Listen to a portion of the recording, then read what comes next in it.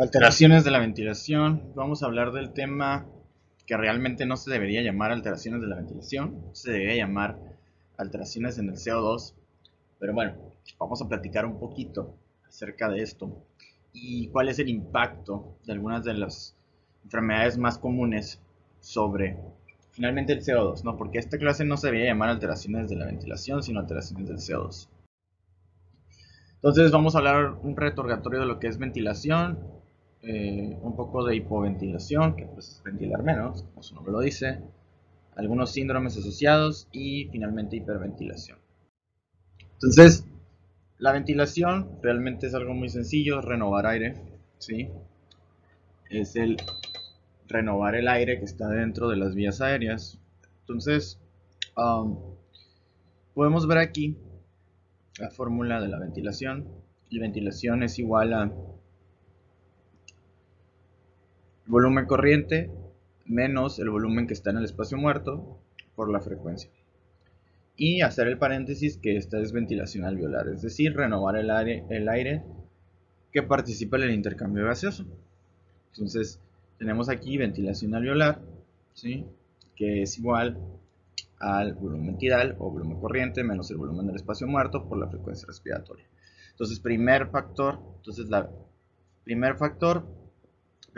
volumen corriente. Segundo factor, espacio muerto. Tercer factor, frecuencia respiratoria. Todos estos influyen en la ventilación alveolar. Y bueno, les dije que el tema debería llamarse alteraciones del CO2 porque realmente la única forma en la que yo puedo saber si un paciente está ventilando o no está ventilando mucho es ver el resultado de la ventilación. Y el resultado de la ventilación es cuánto CO2 hay en los alveolos. Pero no le puedo meter una sonda y medir cuánto CO2 hay en los alveolos. Entonces tengo que utilizar cuánto CO2 hay en las arterias. Y entonces eso cómo funciona. Normalmente la sangre llega por el extremo con mucho CO2, ¿sí? Y ese CO2 va a pasar al alveolo y de ahí se va a ir a la atmósfera. ¿Cómo? Renovando este aire, ¿sí? Si renuevo este aire, ¿sí? Todo el CO2 que se acumula lo voy a sacar y voy a meter aire nuevo sin CO2. Entonces, vamos a poner el ejemplo de alguien que no ventila. Si no ventilo, ¿qué es lo que va a pasar? Si no ventilo, lo que va a pasar es que igual, ¿no? Va a llegar el CO2, ¿sí? Este CO2 va a llegar a la sangre, de ahí va a pasar al alveolo, ¿sí? Se va a empezar a acumular el CO2 y entonces cuando llegue CO2 nuevo, lo que va a pasar es que no va a poder pasar al alveolo. ¿Por qué? Porque ya está lleno aquí de CO2. Entonces, si podemos ver aquí, la cantidad de CO2 que está aquí es indirectamente proporcional o inversamente proporcional, perdón, a la ventilación. Entonces, mientras más CO2 hay aquí en el alveolo, menos va a poder salir de la sangre y entonces por la arteria, como vemos aquí, se va a empezar a acumular. Y entonces realmente es muy sencillo. Si yo renuevo el aire, si yo renuevo el aire, no debería por qué acumularse el CO2 en la sangre. Si yo no renuevo el aire, lo que va a empezar a pasar es esto que acabo de decir. Y si yo renuevo mucho, y si yo renuevo mucho el aire, y si yo renuevo mucho, y si yo renuevo mucho, ya lo dije 3 veces, el CO2 se va a salir y entonces el CO2 en la sangre va a disminuir. Entonces, si yo quiero saber si un paciente está ventilando o no, le mido CO2. Normalmente el rango va de 37 a 43, cada quien tendrá sus propios rangos. Si es más de esto, es porque se está acumulando en la sangre. ¿Por qué se está acumulando en la sangre? Porque no se está pasando al alveolo. ¿Por qué no se está pasando al alveolo? Porque está acumulado en el alveolo. Porque, porque no lo estoy renovando. Y si es menos el CO2 en la sangre, es porque se está pasando mucho el alveolo. ¿Por qué se está pasando mucho el alveolo? Porque se está renovando mucho ese aire. Y bueno, podríamos decir que el CO2 es la medida especial, magnífica, perfecta, ¿no? Pero realmente hay un paréntesis, ¿no? Y el paréntesis es que ese CO2 sale de algún lado. Ese CO2 sale de algún lado. ¿De dónde sale ese CO2? Ese CO2 sale de la producción metabólica de CO2. Y entonces, Todo esto pareciera perfecto, ¿no? Pero si alguien produce mucho o poco CO2, eso también podría impactar. ¿Ok? Entonces, el CO2 depende, es indirectamente o inversamente proporcional, perdón, el CO2 es inversamente proporcional a la ventilación alveolar, pero es directamente proporcional a cuánto produzco. Entonces, no solo la ventilación afecta cuánto CO2 tenemos en nuestras arterias, sino también depende de cuánta producción metabólica tengamos. En estado de equilibrio, normalmente lo que producimos es igual a lo que desechamos. Y entonces aquí tenemos algunos factores que afectan al CO2. ¿Cuáles son los factores que afectan al CO2? ¿Sí? En primer lugar, la ventilación alveolar. ¿Sí? Ya les había dicho que la ventilación alveolar depende de tres cosas, que es el volumen corriente, la frecuencia respiratoria y el espacio muerto. Volumen del espacio muerto. Y el CO2 también depende de cuánto produzco. Entonces, si encuentro un CO2 bajo o elevado en mi gasometría, es por algo de esto. Y nada más. No hay otra forma. No hay otra forma en la que el CO2 en tu sangre se eleve o baje. O porque estoy produciendo mucho o porque no lo estoy ventilando. ¿Por qué no lo estoy ventilando? A lo mejor no tengo buen volumen corriente, la cantidad de aire que entra y sale de los pulmones en un ciclo respiratorio es poco. A lo mejor no estoy ventilando, no estoy renovando ese aire lo suficiente, es decir, la cantidad de veces que se renueva es demasiado. O a lo mejor ese aire que estoy renovando no participa en el intercambio gaseoso.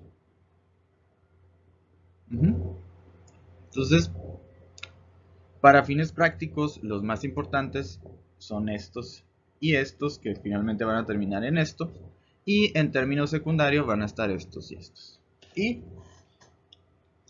el tema, como ya les dije, debería llamarse alteraciones del CO2, no alteraciones de la ventilación. Pero bueno, vamos a empezar descartando las de la producción.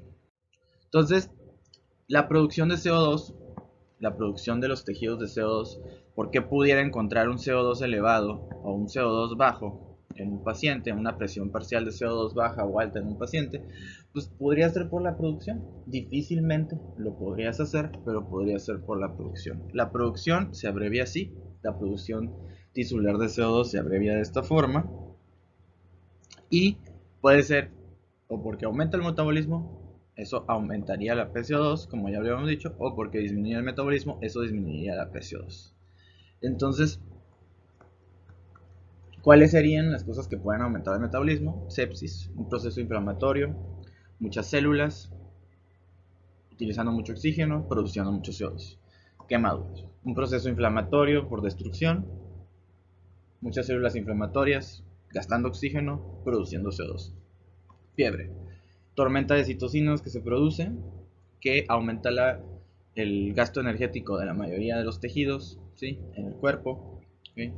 Aumenta el número de células que gastan oxígeno, aumenta la producción de CO2. Hipertiroidismo activa diferentes procesos metabólicos en diferentes tejidos, lo que aumenta el consumo de oxígeno en diferentes tejidos y aumenta la producción de CO2. Y finalmente en el ejercicio, un tejido está gastando mucho oxígeno, está gastando mucha glucosa, hasta podría entrar a glucólisis anaerobia, aumenta la producción de CO2. Entonces, todas las causas de que aumente el metabolismo pudieran aumentar aumentan la producción de CO2 y eso pudiera aumentarme. Si aumenta la producción metabólica, aumenta cuánto va a haber en el alveolo, lo que pudiera aumentar también lo que hay en la sangre. Pero finalmente vamos a tachar esto de aquí. Si aumenta la producción metabólica o aumenta la presión parcial de CO2. Y van a decir, oye, ¿y eso pasa siempre? Bueno, desgraciadamente eso es hipotético. ¿Por qué? Porque es hipotético porque normalmente lo que pasa es que cuando tenemos más CO2, cuando aumenta la PCO2, se activan los quimiorreceptores y los quimiorreceptores van a ir a modificar la ventilación y al aumentar los dos, pues finalmente se equilibra. Entonces es difícil, pero pudiera pasar. En el momento que la producción metabólica es súper elevada y esto no es lo suficiente, ya podremos tener elevado el CO2. Y la disminución del metabolismo como hipotermia, donde la velocidad de las reacciones químicas disminuye, el consumo de oxígeno disminuye, disminuye la producción de CO2. Si no hay tejidos, no se produce CO2. Y en ancianos que tienen menos masa metabólica, disminuye la producción de CO2. Entonces, las enfermedades donde tienen alteraciones del CO2 pueden ser o porque produces mucho o porque no produces, pero realmente vamos a pasar al importante. ¿Cuál es el importante? Pues estos dos factores que les estaba mencionando, y los dos influyen en la ventilación alveolar. Y la ventilación alveolar, como ya les había mencionado, es lo más importante, es el factor predominante que influye en la cantidad, en la presión parcial de CO2. Entonces, ¿qué puedo hacer que ventile o no ventile? Y realmente, cuando te pones a pensar, ¿qué puede hacer que ventile o no ventile? Que no meta el suficiente aire y que no lo meta con la frecuencia necesaria. Es decir, que no renueve lo suficiente y que no lo renueve las suficientes veces. ¿Sí? Entonces, el volumen corriente y la frecuencia respiratoria. Y tenemos aquí un esquema que nos puede decir los diferentes lugares donde pueden haber alteraciones de la ventilación. Empezamos con el 1 y el 2, que es el centro respiratorio, que puede alterarse tal vez por fármacos que pueden deprimir el centro respiratorio, alterando el impulso, alteraciones como inflamación de la zona donde está el centro respiratorio, hemorragia donde está el centro respiratorio, tumor donde está el centro respiratorio, anormalidades de la médula espinal, es decir, la señal viaja del centro respiratorio y va a salir por el frénico. ¿Qué tal si se interrumpe la señal? ¿Cómo se podría interrumpir la señal? Tal vez un daño, un trauma, que las neuronas motoras no sirvan, como por ejemplo en la polio o alguna infección, que los nervios se empiecen a dañar, como el número 5, es decir, como enfermedades desmielinizantes, como el Guillain-Barré, que no sirva la placa neuromuscular, es decir, el lugar donde se lleva la transmisión sináptica, como miastenia gravis, o el envenenamiento con algún fármaco que altere la transmisión sináptica, que no sirva el músculo. ¿Cómo podrían no servir el músculo? Alguna neuromiopatía, es decir, enfermedades del músculo. En este caso ponen una hereditaria, pero también hay algunas adquiridas que pueden afectar los músculos y hacer que estos sean muy débiles y entonces no se expanda la caja torácica. Que la caja torácica esté dura o su movimiento o dinámica esté alterada, es decir, como una fractura de la caja torácica. Que haya y por último, obstrucciones, ¿no? Obstrucciones en el trayecto. Por ejemplo, aquí están poniendo una obstrucción de la tráquea. Puede ser por unos ganglios linfáticos, por un tumor, por una tiroides muy grande, por un sangrado alrededor del cuello, un sangrado en toda esta zona, a lo mejor una infección del cuello. Entonces hay muchas causas que pueden hacer que se altere este volumen corriente o la frecuencia respiratoria. Las que alteren la frecuencia respiratoria probablemente tendrán más que ver con el ritmo, por el centro productor del ritmo, y las que afecten el volumen corriente pueden tener que ver con el centro del ritmo, pero probablemente también tienen que ver mucho con esa caja torácica que no se puede expandir de manera correcta. Y entonces en su libro del Harrison podrán ver este diagrama que le puse normal porque realmente no se me hizo que fuera todo normal lo que mencionan aquí, pero podemos ver, de hecho puedo quitar esto aquí, tacha, tacha, tacha. Podemos ver un esquema simplificado de lo que puede alterar la ventilación. Entonces, es muy sencillo cuando ya te pones a pensar, cuando ya estás acostumbrado en ver enfermedades que alteren la ventilación, es decir, la renovación del aire. Pero bueno, tenemos aquí este esquema. ¿Qué está a favor de la ventilación y qué está en contra de la ventilación? Entonces, podríamos decir a favor de la expansión o del movimiento de la caja torácica y en contra de la expansión o del movimiento de la caja torácica o del sistema, ¿no? Pero realmente, para simplificar, a favor y en contra. ¿Qué está a favor? Muy sencillo. Que sirva, ¿sí? la transmisión neuromuscular, que sirva el centro respiratorio, que tenga el suficiente fuerza los músculos de la respiración. Entonces, lo que está a favor, sí, siempre es tu sistema nervioso, tu nervio, tu músculo. Esos están a favor, ¿sí? La mayoría, si alguno de estos falla, no voy a ventilar. ¿Qué está a favor de la ventilación? Normalmente el músculo, el centro respiratorio y una adecuada transmisión neuromuscular. Entonces, estas son las cosas que están a favor de la respiración. Si uno de esos falla, normalmente dejo de ventilar o ventilo menos. Ahora, ¿qué está en contra de la ventilación?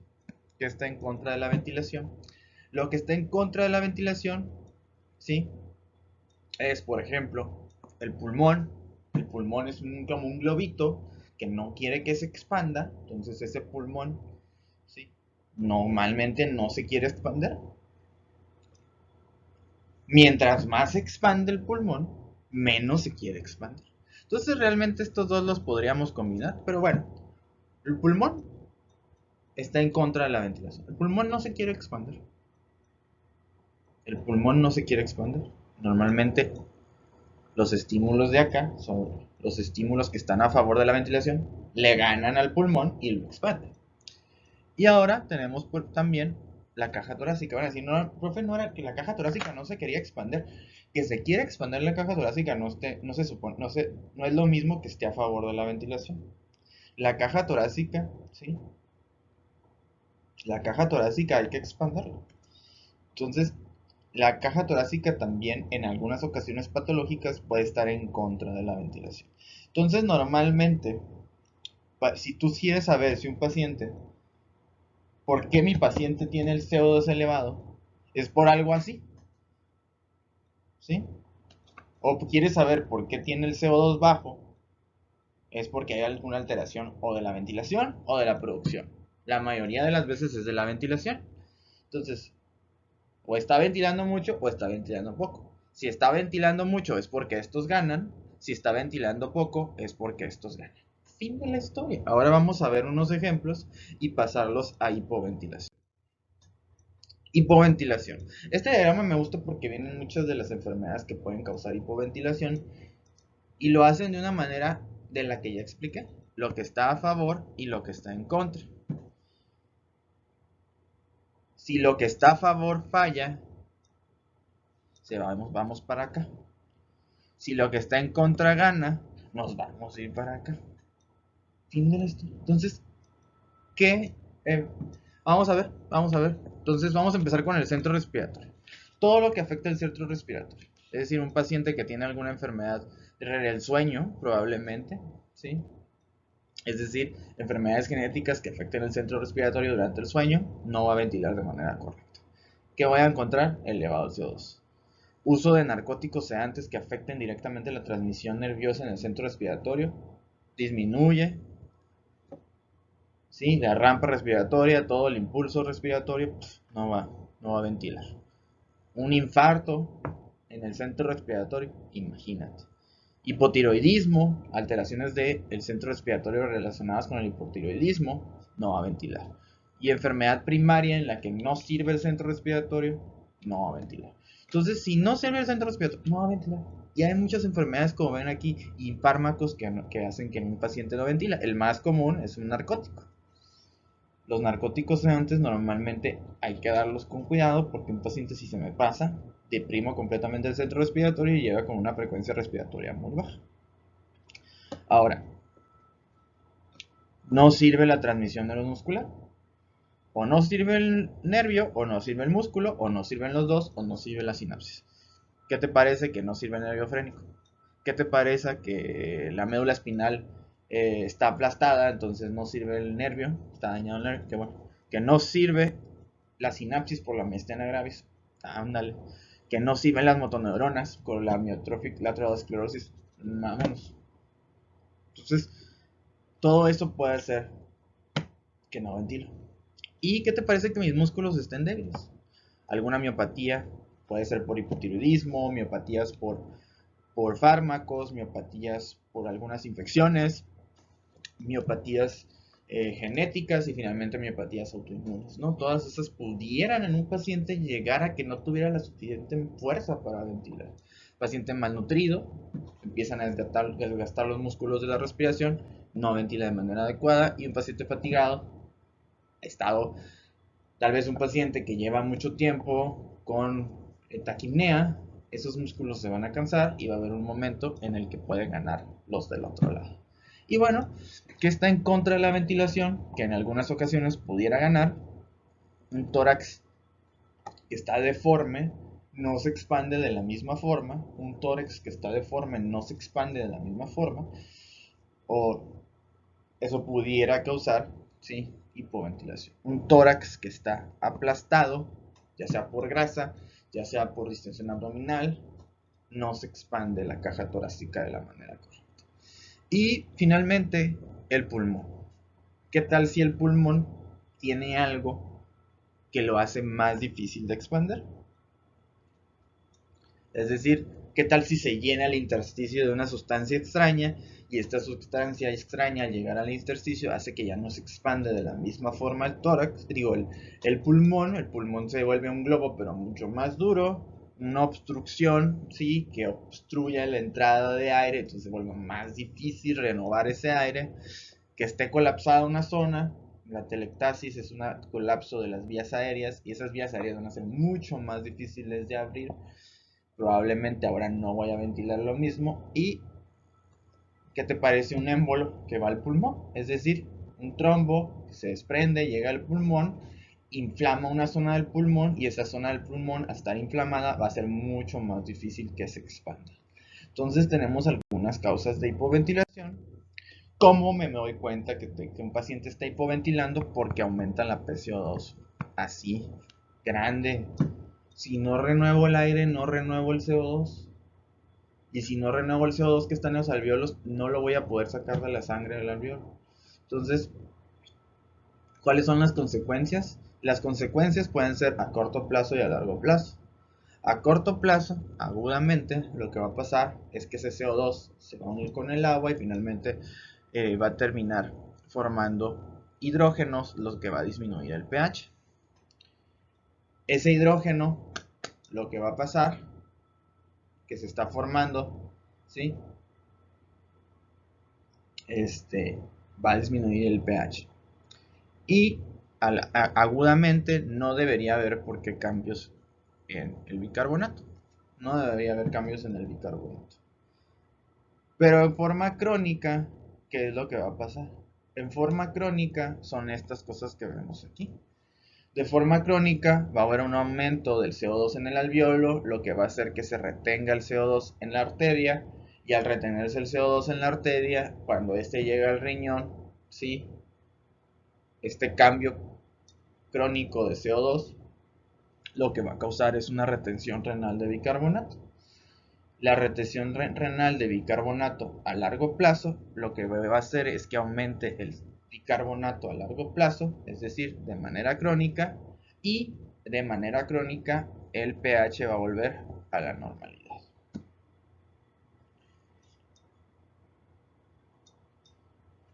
Y vas a decir, no, pues qué buena onda, el pH volvió a la normalidad a expensas del bicarbonato. Sí, qué buena onda.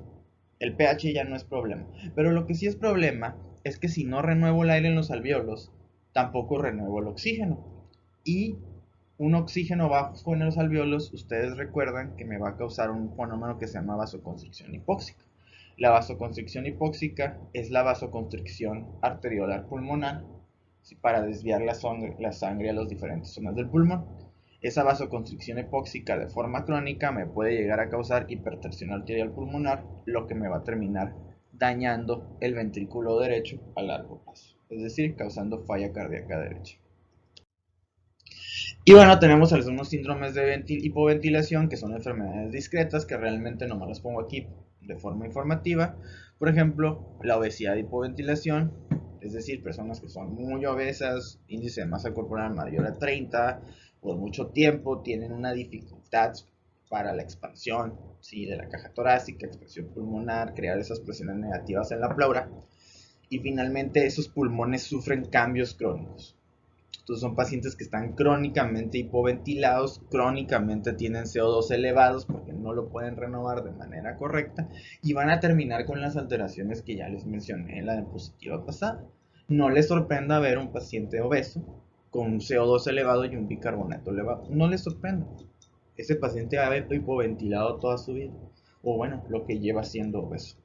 Y finalmente, por ejemplo, la maldición de Odín, donde no sirve el centro respiratorio y entonces no tienen impulso respiratorio, no responden a la hipoxemia, no responden a la hipercapnia, solo responden a otros receptores que se encuentran en el pulmón, por lo tanto estos pacientes son propensos a falla respiratoria. Y hablando de hiperventilar, se van a dar cuenta que hiperventilar es mucho más sencillo, porque para que un paciente hiperventile realmente tiene que ser algo muy consciente o una respuesta compensatoria. Entonces se van a dar cuenta que de este diagrama de lo que está a favor y de lo una disculpa, de lo que está a favor y de lo que está en contra, podemos tachar como 1000 cosas. Todo esto.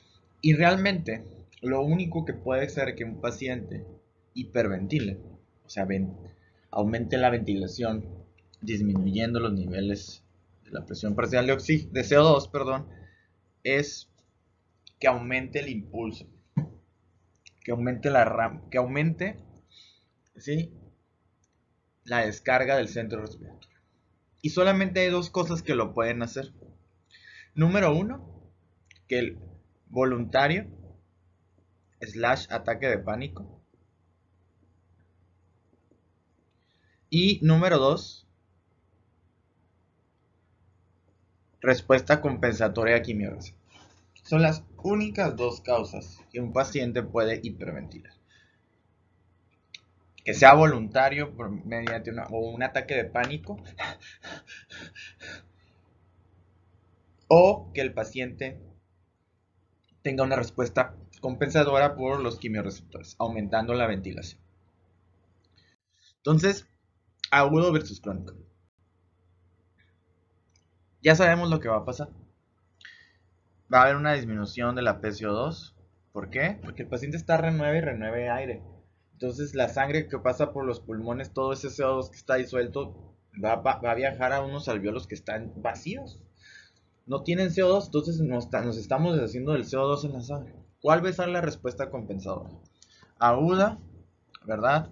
Versus crónica. En primer lugar, va a haber una disminución del CO2, ¿sí? ¿Qué es lo que le va a pasar al pH de manera aguda? Sí, vamos a tener lo que se le conoce como una alcalosis, ¿no? Si perdemos el CO2, ¿sí?, por medio de las alteraciones de la disociación del ácido carbónico y este tipo de cosas, vamos a terminar con un aumento del pH. Este aumento de pH lo que va a hacer, ¿sí?, es que tenemos lo que llamamos una alcalosis. Y a corto plazo no debería haber cambios en el bicarbonato. Pero a largo plazo lo que vamos a empezar a hacer, ¿sí?, es que el riñón va a empezar a tirar bicarbonato. Y vamos a terminar con un pH normal. Entonces esa es la diferencia entre agudo y crónico.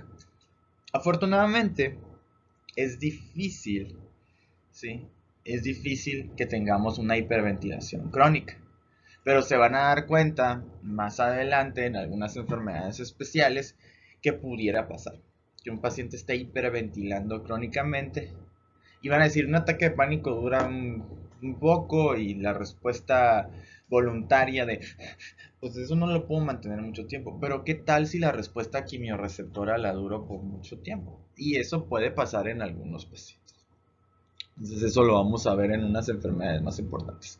El dato más importante es que el CO2 esté bajo, ¿sí?, que la presión parcial de CO2 esté bajo. Y van a decir, oye, ¿y por qué hay parestesias? ¿Por qué hay tetania? ¿Por qué hay cefalea? Y bueno, la disminución del CO2, ¿sí?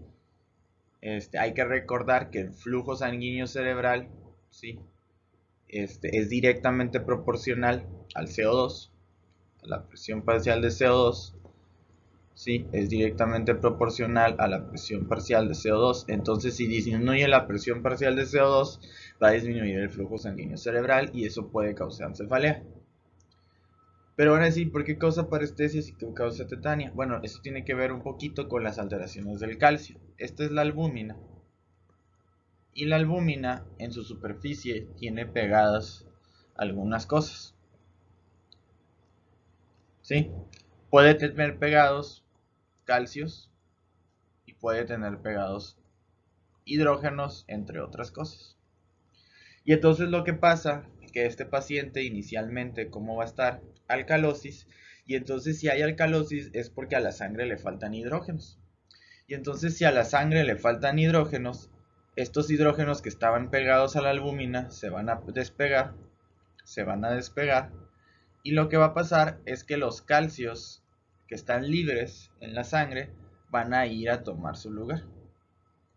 Y lo que pasa como resultado es que aumenta el hidrógeno libre, pero disminuye el calcio libre. Y al disminuir el calcio libre, debido a este buffer o compensación transitoria que se está llevando a cabo, al disminuir el calcio libre, va a causar alteraciones en la transmisión nerviosa y va a causar alteraciones no en el músculo, pero en el nervio. ¿Sí? Un nervio con hipocalcemia intracelular se vuelve más excitable. Un nervio con hipocalcemia intracelular se vuelve más excitable. Entonces por eso las motoneuronas se vuelven más excitables y por lo tanto causa tetania y causa alteraciones de la transmisión nerviosa. Entonces vas a ver por ejemplo, y esto pasa mucho más en el agudo. Que llega alguien a urgencias hiperventilando. Le duele la cabeza obviamente por todo lo que está hiperventilando. Va a sentir que se le duermen los labios, va a sentir que se le duermen las puntas de los dedos, pero también va a estar toda engarrotada, ¿no? Las manos todas engarrotadas, ¿sí? ¿Por qué? Por esto que acabamos de explicar. Entonces, este es el dato más clásico de hiperventilación, que si se dan cuenta no tomé tanto en cuenta, pero espero que les haya servido.